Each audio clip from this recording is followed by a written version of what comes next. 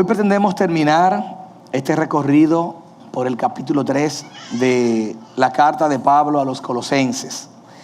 Pablo viene haciéndonos una serie de acotaciones de cómo debe de vivir el verdadero cristiano, aquella persona que verdaderamente ha conocido al Señor, aquel que ha nacido de nuevo. Hasta ahora, a modo de un resumen grosso, grande, desde el versículo 5 hasta el versículo 17 del capítulo 3, Pablo nos ha manifestado esos cambios o deberes personales, particulares del corazón nuestro. Y desde el versículo 18 hasta el versículo 22, esos cambios o deberes sociales que deben darse en nosotros. Hermanos, ¿cómo está la palabra de Dios y la oración cambiando nuestra cosmovisión? ¿Cómo está la palabra de Dios y la oración afectando nuestras decisiones cotidianas? ¿Cómo? Podemos venir activamente a la iglesia y no estar viviendo para la gloria de Dios.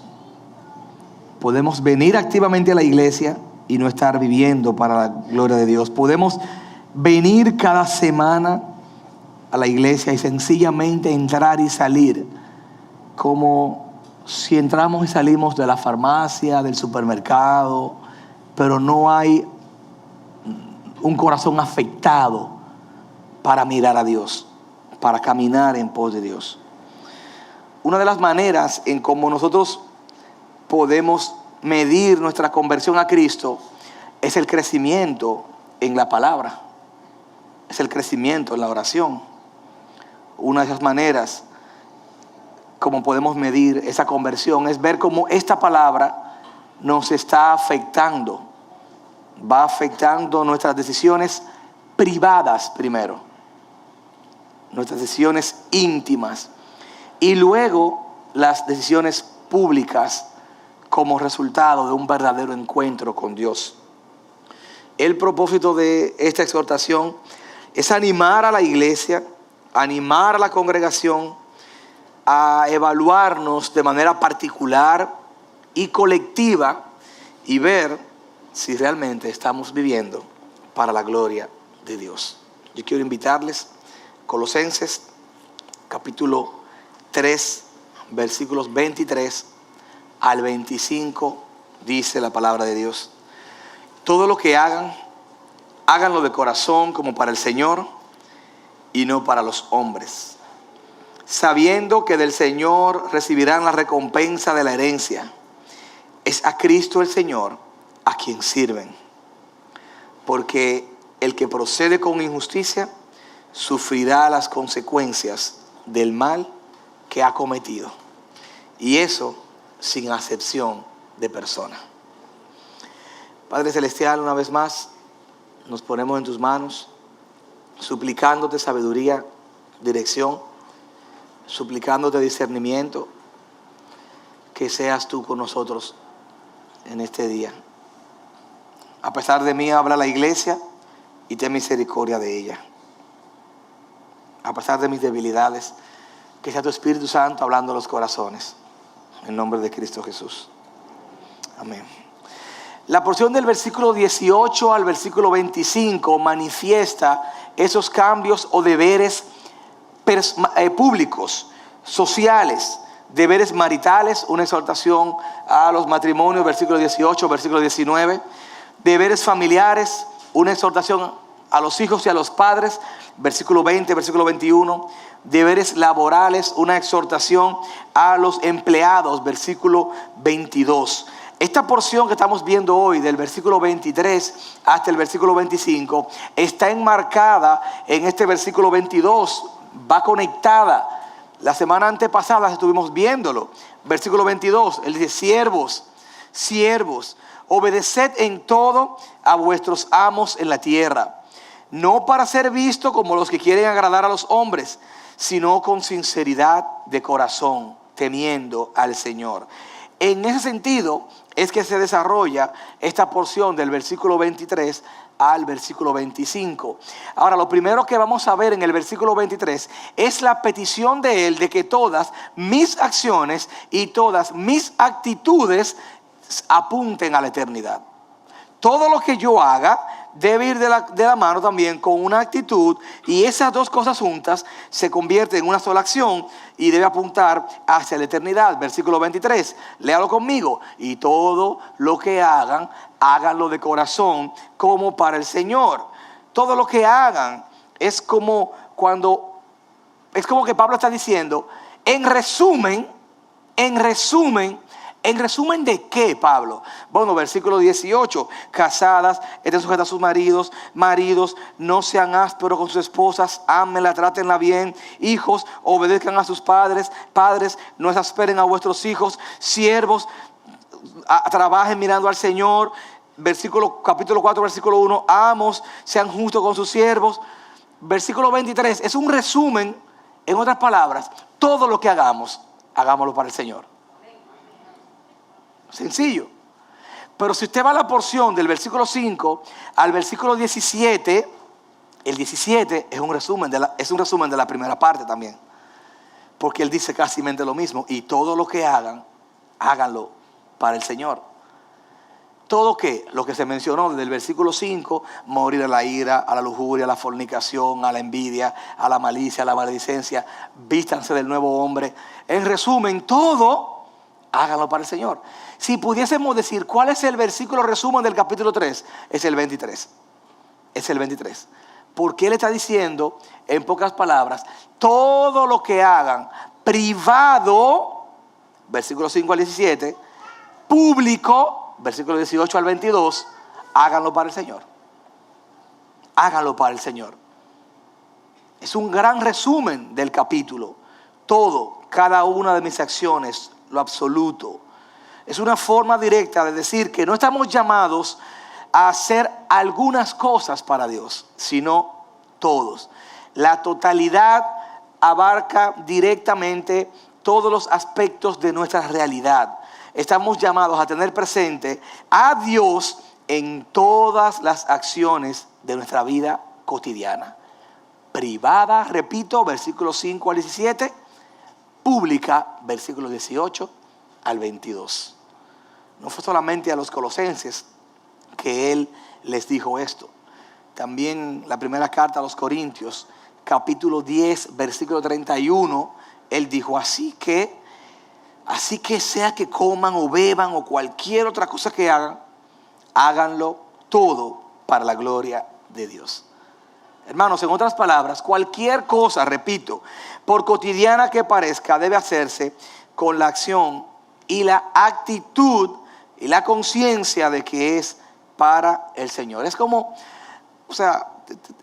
no solamente Dios está evaluando mi acción, Dios está evaluando la actitud con la que yo lo hago.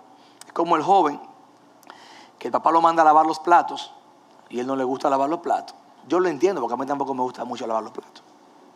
Y cuando yo me casé con mi esposa, llegamos a un acuerdo, y creo que muchos lo saben, porque yo le decía, a mí no me gusta fregar. Aquí le llamamos fregar a los hermanos que nos ven de otros países, a lavar los platos. Y ella me decía, y a mí no me gusta planchar. Entonces le dije, no, yo plancho. Y dice, y yo friego. Yo, pues perfecto. Y tenemos 12 años de feliz matrimonio. Pues resulta que el padre le pide al muchacho que lave los platos. Y el padre solamente mide la acción. Entonces el muchacho lava los platos, pero en el proceso va con mala actitud. A mí no me gusta lavar los platos. Y en el camino rompe un vaso, una taza, se le cae un tenedor por detrás de la estufa. Eso está perdido ahí, lo que cae atrás. Ese tenedor, eso no lo busque más.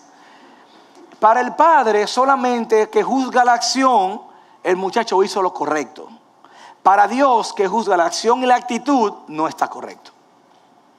Porque una acción correcta con una actitud incorrecta, para Dios no está completa la acción. Eso es lo que está diciendo el pasaje. Todo lo que hagan, háganlo de corazón. De hecho, la Nueva Traducción Viviente traduce este versículo 23 diciendo, trabajen de buena gana en todo lo que hagan. Otras versiones ilustran más detalladamente la palabra pasión, actitud y buena gana. Actitud, ¿ay? Es mío, la actitud. Trabajen de buena gana. Trabajen de buena gana. Dice el comentarista William Hendrickson, poned vuestras almas en el trabajo. Pasión. Pasión. El Salmo 100 es un buen ejemplo para responder que a Dios sí le importan nuestras actitudes. Porque a veces uno cree que Dios solamente ve nuestras acciones y punto. Hermanos, a Dios le importan nuestras acciones y nuestras actitudes. Los seres humanos a veces decimos, a mí no me importa cómo tú lo hagas, a mí lo que me importa es que tú lo hagas. Dios dice, a mí me importa que tú lo hagas y que lo hagas de la manera correcta. Son cosas diferentes. En el proceso de crianza, uno muchas veces solamente evalúa la acción.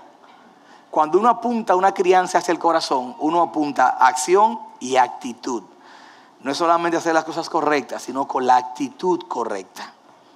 El Salmo 100, como les citaba, es un buen ejemplo y quiero que me acompañen todos. Salmo 100, y vamos a leer algunos versículos del Salmo. Dice el versículo 1 del Salmo, cantad. Cantad, ¿cuál es la actitud? Alegres. ¿A quién? A Dios. ¿Quiénes? Los habitantes de toda la tierra.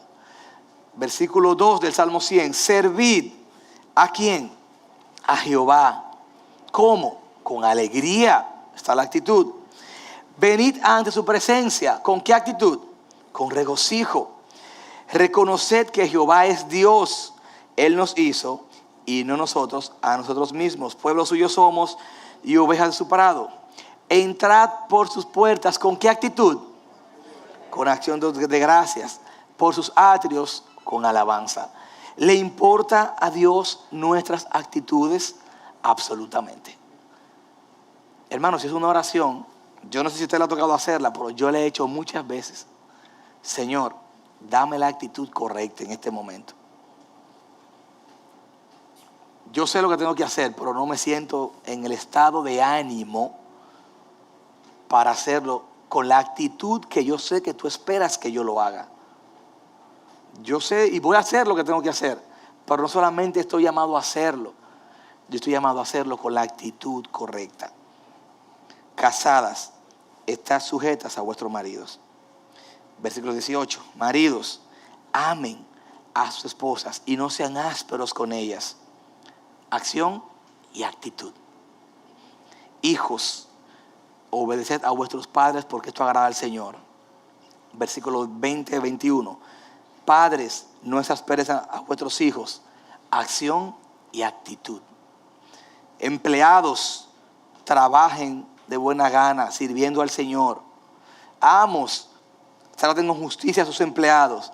Acción y actitud. Eso haría un verdadero cristiano. Así actuaría un verdadero cristiano.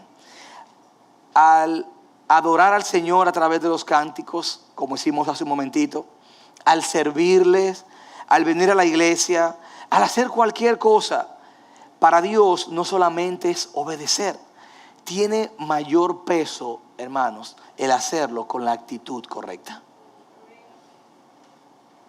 Y yo le invito a que usted haga esa oración. Señor, ayúdame no solamente a actuar correctamente, sino a actuar con la actitud correcta. Actuar con la actitud correcta. La actitud es la gran diferencia entre dos personas. La actitud es la gran diferencia en una institución, en un empleado, en un hijo de otro hijo, en un padre, en cualquiera. La actitud es la gran diferencia. Cualquier ilustración puede ser conectada como esta, como ese jefe que le pide a ese empleado X cosa, ese empleado que tiene tiempo en la empresa, pero que ve que aquel que es nuevo está recibiendo más atención y quizás el ascenso que él merece por el tiempo. Y va donde el jefe y se va a quejar con él por eso. Y el jefe le dice, mira, aprovecho que vienes a hablarme de este tema y haz por favor tal cosa. Él va y lo hace y regresa y dice, mira, realmente no había lo que pediste. Y bueno, dice el jefe, ¿qué hiciste? Bueno, no había lo que hiciste. Perfecto. Entonces el jefe llama al otro de quien este se queja. Fulano, mira, haz tal cosa. y él va y hace lo mismo que hizo el otro y se da cuenta que verdaderamente no había lo que el jefe pidió, pero él con una actitud diferente dice, no había lo que usted me pidió, pero fui a otro sitio y ahí lo conseguí. Usted no me pidió que lo hiciera, pero sabiendo que era para tal cosa, aproveché y avancé en este trabajo. Pero agregándole a eso, saqué 3 copias porque la otra vez se perdió una, para que quede un backup por si acaso.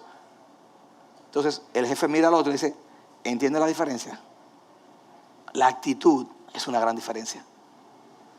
La actitud, y esto lo dice Pablo en el contexto del versículo 22, van conectados hablándole a los empleados.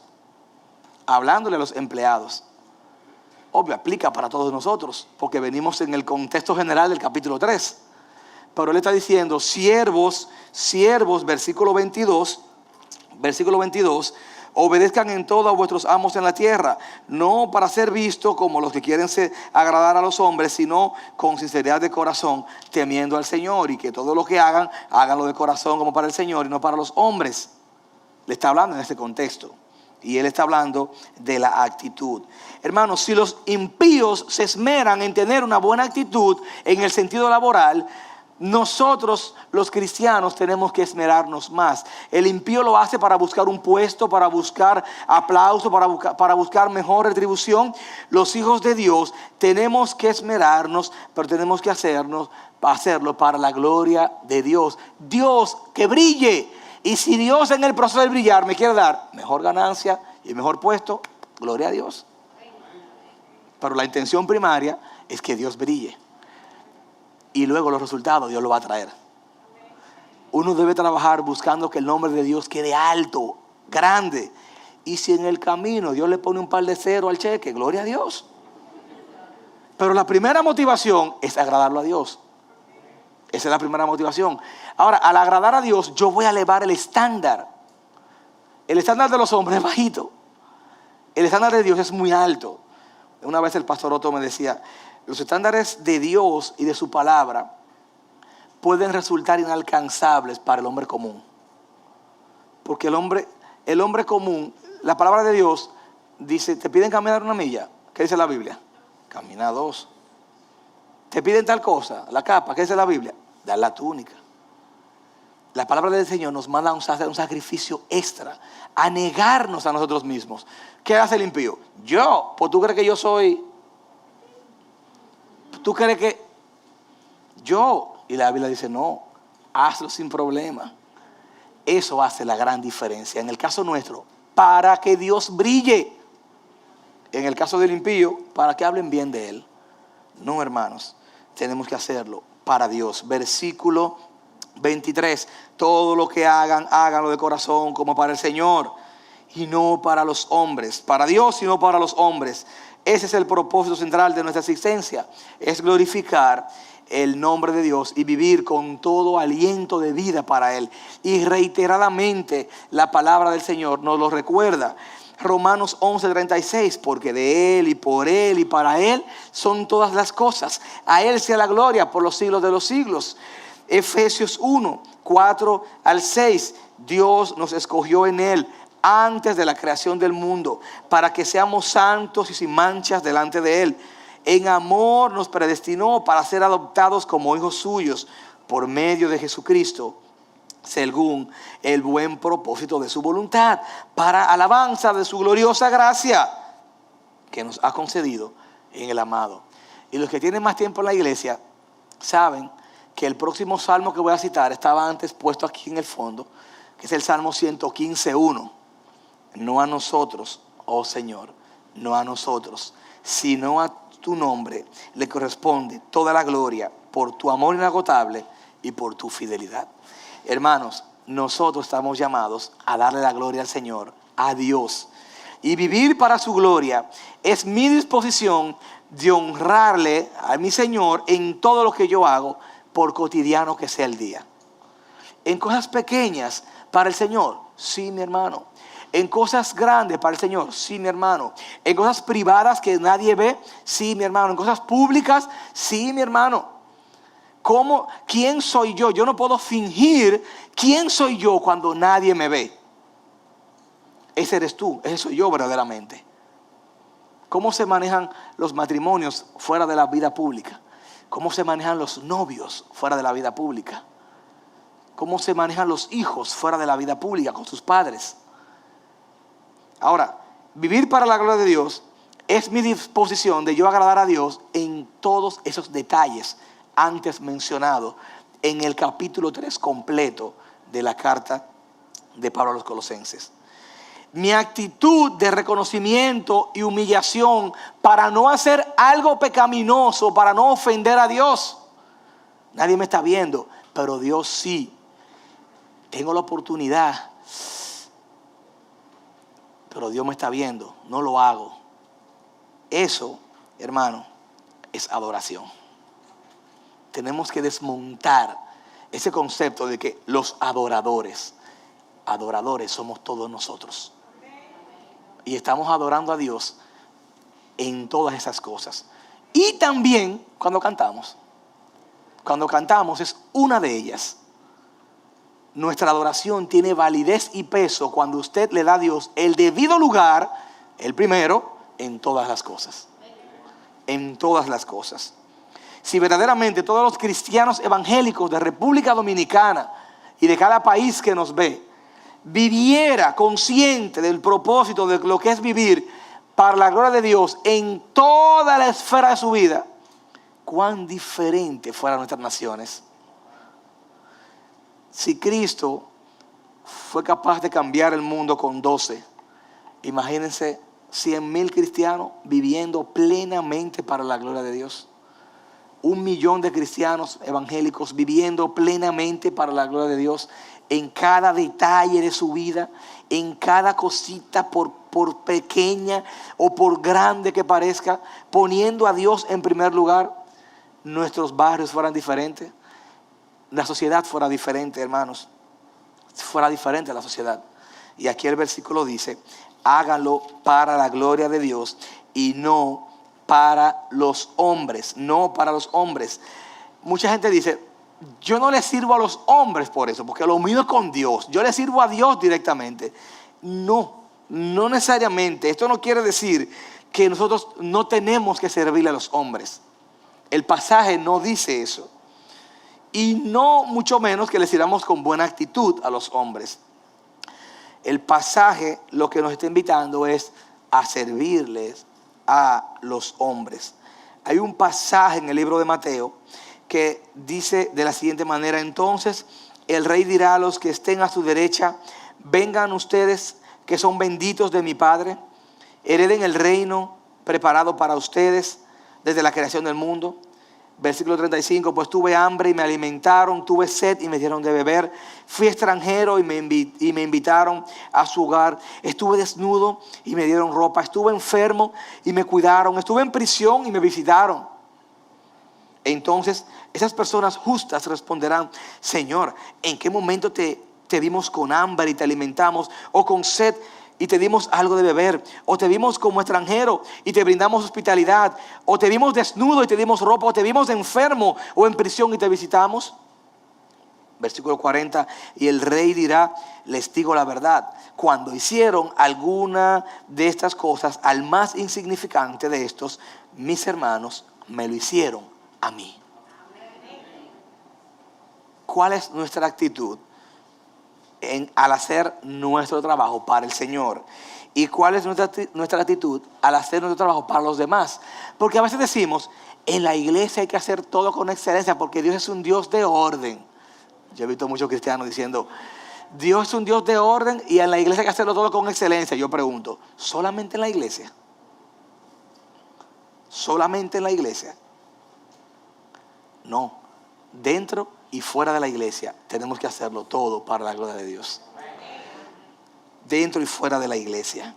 El pasaje aquí, en este versículo 23, no nos dice que no le sirvamos a los hombres, sino más bien nos enseña que no sirvamos mirando a los hombres, sino a Dios.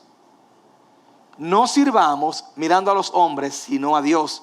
Sirvamos a los hombres, pero no miremos a los hombres, miremos a Dios. No sirvamos esperando recompensa de los hombres. Mira, le hice tal cosa y ni siquiera la gracia me dio. No espere eso. Sírvale sin esperar eso. No sirvamos esperando recompensa de los hombres, sino de Dios. Y el pasaje sí nos enseña que al servir a los hombres, le estamos sirviendo al Señor. Le estamos sirviendo al Señor. Entonces, hermanos, ¿cuál es la razón de vivir y hacer todo para el Señor? El versículo 24 nos ayuda a entender un poquito más de eso. ¿Qué dice el versículo 24? Léalo conmigo. Dice, sabiendo que del Señor recibirán la recompensa de la herencia. Es a Cristo el Señor a quien sirven. Recuerden que el apóstol Pablo está escribiendo esto en el contexto de los siervos, los esclavos. Él venía de una cultura esclavista, decíamos en la última entrega. Pero Pablo quiere llevarnos a una comprensión más profunda de la gloria de Dios al pedirnos que hagamos todo mirando a Él, al Señor, a Dios, no esperando nada de este mundo. Cualquiera se puede motivar a servir si a quien tú le vas a servir tiene cierto grado de renombre. No, tengo este apuro porque este apuro me lo pidió el pastor. Esto me lo pidió el gerente. Esto me lo pidió el líder de mi ministerio, de mi discipulado. Y a veces uno, lamentablemente, en esta carne humana, siempre tiene cierta diligencia con ciertas personas. Pero cabe resaltar lo mencionado en el versículo 22, de que él está hablando a los esclavos, a los siervos. Pablo le habla a los siervos. Y en su cultura, los siervos no heredaban nada. ¿Qué le tocaba a un siervo? ¿Qué heredaba a un siervo? Un siervo no tiene mucha esperanza futura de vida.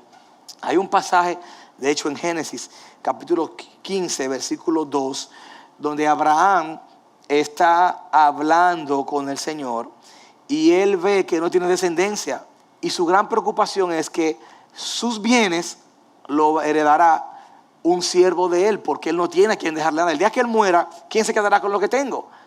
Entonces dice Abraham, respondió Abraham al Señor Jehová, ¿qué me darás siendo que si ando sin hijo? El mayor en mi casa es este siervo Damaseno, Eliezer. Dijo Abraham, mira que no me has dado prole, y aquí será mi heredero un esclavo nacido en mi casa. Queriendo dejar dicho que a su muerte, a él no tener descendiente, pues el esclavo se va a quedar con todo, porque culturalmente hablando, el esclavo no heredaba nada. Nosotros que estamos en Cristo, ahora tenemos una herencia mayor. Y Gálatas capítulo 4, versículo 7 nos dice, así que ya no eres esclavo, sino hijo. Y al ser hijo, también heredero de Dios por medio de Cristo. Pablo le está diciendo a ellos en el versículo 24, sabiendo que del Señor recibirán la recompensa de la herencia. Es a Cristo el Señor a quien sirven. Pero ellos dirán, ¿cuál recompensa? Es que su recompensa no está en un cheque. La recompensa de la que él le está hablando no está hablando de un bolsillo abultado. Le está hablando de una recompensa eterna, de una recompensa de vida eterna. Nuestra casa, hermanos, nuestra ciudadanía está en los cielos. Usted y yo estamos de paso en este mundo. Un verdadero cristiano va a entender eso. Nos afanamos y luchamos y madrugamos y nos acostamos tarde y nos desvelamos para trabajar. Pero recuerda que todo esto pasará. Nuestra ciudadanía está en los cielos. Nosotros somos esclavos del Señor y nuestra herencia viene de los cielos. Dice el comentarista William Hendrickson, pero los esclavos a los que Pablo se refiere aquí sí heredan, porque su amo es Cristo. No es una herencia monetaria. Él no le está diciendo, sirvan todo para el Señor, porque ustedes van a tener una recompensa monetaria. No, sabiendo que del Señor recibirán la recompensa de la herencia, porque a Cristo el Señor es que sirven. Hermanos, no tengamos limitantes a la hora de nosotros decir, voy a dar para el Señor. Voy a poner mi casa a disposición de hospedar a un hermano, de invitar a un hermano a bendecirlo, a mi casa, un almuerzo, un compartir algo. Ay, lo que pasa es, hermanos, es para el Señor. Al hacerlo para esa persona, Usted lo está haciendo para el Señor. Yo lo estoy haciendo para el Señor. Dice William MacDonald en el comentario bíblico acerca de Colosenses capítulo 3, versículo 24. En cada forma de servicio cristiano, así como en cada esfera de la vida, hay muchas tareas que la gente encuentra duras y muchas veces tratamos de evitar tales tareas. Pero este versículo nos enseña una lección muy importante. ¿Cuál lección? Hermanos, que el más humilde servicio puede ser glorificado y dignificado haciéndose para la gloria de Dios. El más humilde servicio. El hombre sí dice, no, porque a mí me toca estar al frente, no, porque yo trabajo aquí, porque yo hago aquí, yo soy... Pero Dios no está viendo posiciones. Dios no está evaluando por las posiciones. Delante de Dios, tanto el siervo como el amo tienen un solo amo y es el Señor. Y eso lo vamos a ver en el versículo 25 ahorita. En ese sentido, dice William MacDonald, para el cristiano no hay diferencia entre el trabajo secular y el trabajo sagrado. Todo es sagrado. No es que tiene que, no, porque los domingos yo voy a la iglesia, hacer mi vida cristiana, mi vida religiosa, y de lunes a viernes yo soy médico, como separando las cosas. No. Para nosotros, todo es sagrado. El trabajo como médico, como abogado, como empresario, como emprendedor, lo que sea que trabajes, eso es para el Señor, eso es del Señor. Ahí glorificamos al Señor y también en la iglesia. Yo quiero que nos quede claro eso, porque nosotros a veces asumimos una actitud evangélica los domingos y de lunes a viernes como que nos quitamos la ropa. No, mi hermano, todo es de Dios, todo es para el Señor. Por eso dice Romanos, a Él sea la gloria. Todo es para Él, todo es para Él. Criar, tratar a mi esposa, ya lo vimos. Tratar a mi padre, ya lo vimos. Tratar a mis hijos, ya lo vimos. Tratar a la esposa al esposo, ya lo vimos. Tratar mi trabajo, lo estamos viendo. Tratar con la ira, con la lujuria, con la fornicación, ya lo vimos. Todos los temas que hemos visto, al final de cuentas, apuntar toda mi vida para la gloria de Dios. Ese es el gran deber de nosotros, vivir para la gloria de Dios. Las recompensas en el cielo no se van a dar por el aparente éxito humano. Usted no va a llegar al cielo con un currículum de lo que usted logró aquí en la tierra. Todos vamos a llegar con un solo sello, lavado por la sangre de Cristo o no. Ese currículum que tiene desde 150 páginas solamente le sirve aquí. En el cielo no pasa. La recompensa en el cielo no la va a dar la prominencia del aparente éxito. No se darán por los talentos o por las talentosas oportunidades. Cuénteme, ¿no? Yo en la tierra yo fui una persona muy prominente. Sí. Lavado por la sangre de Cristo, el sello del Cordero, la sangre, no lo tiene. Pero mira, esta persona, era una persona humanamente hablando en la tierra muy humilde y tiene el sello. Pase por aquí, por favor. Las recompensas en el cielo no se darán por la prominencia del éxito. Se dará por la fidelidad en las tareas que hicimos para Dios. Así que personas desconocidas triunfarán aquel día. Personas que quizás en la tierra no eran conocidas, allá tendrán su lugar como cristianos, como hijos del Señor, que hicieron una tarea fiel y digna para el cielo. Gloria a Dios por esas palabras, mis hermanos. Todo lo que hagan, háganlo de corazón para el Señor y no para los hombres. Versículo 24. Sabiendo que del Señor recibiréis la recompensa de la herencia, es a Cristo a quien ustedes sirven. Esta es la recompensa eterna. Y por último, versículo 25, el apóstol nos manda a obrar con justicia. Porque el que procede con injusticia sufrirá las consecuencias del mal que ha cometido. Y eso sin acepción de persona. Y eso sin acepción de persona. Tantos los siervos como los amos están llamados a obrar con justicia.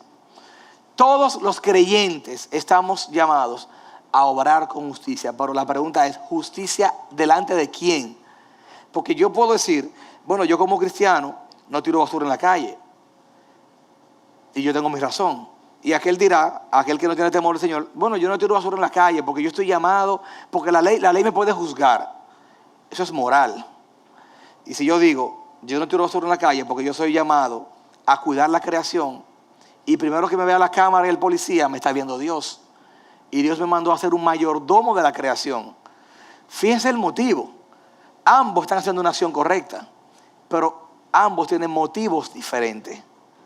Nosotros estamos llamados a obrar con justicia en todo lo que hacemos, porque quien nos pesa es el Señor. Quien nos pesa es el Señor. Cuando yo trato bien a mi esposa, yo estoy mirando al Señor, aunque a veces no esté de acuerdo con lo que está pasando. Cuando ella asume una actitud de subordinación hacia mí, ella está mirando al Señor. Debemos obrar mirando al Señor con justicia. Qué gran bien le haría a este mundo la práctica de la verdadera vida cristiana. Qué gran bien le haría a este mundo que todos los cristianos, hombres y mujeres que hemos conocido la gracia de Dios, actuemos con el verdadero temor reverente a Dios en todas nuestras acciones. Fuera un país y un mundo diferente. Hermanos, estamos llamados a vivir para la gloria de Dios. En una ocasión había un arquitecto tallando una columna en un lugar que no era visto por los hombres. Imagínense ustedes un lugar como aquí detrás, que ustedes desde frente no pueden ver lo que hay aquí detrás. Y ahí arriba está ese señor horas, dándole forma a algo. Y alguien allá enfrente le dice, le grita, hey, deja eso ahí, eso nadie lo va a ver ahí. Y él saca la cabeza y le dice, pero Dios sí lo va a ver. Dios sí ve todas nuestras acciones. Y Dios espera que en cada una de ellas obremos con justicia, viviendo para su gloria. ¿Cuál es el gran deber del cristiano? Vivir para la gloria de Dios. Vivir para la gloria de Dios. En resumen, todo lo que hemos visto en estas entregas, desde el versículo 5 hasta el versículo 17, se resumen en vivir para la gloria de Dios, tanto en mi vida privada como en mi vida pública. Sirvamos a Dios y sirvamos a los hombres. Al servir a Dios, estamos sirviendo a los hombres. Y nuestra recompensa, hermanos, viene de lo alto, viene del cielo. Hermanos, obremos con justicia en todo lo que hagamos para la gloria del Señor.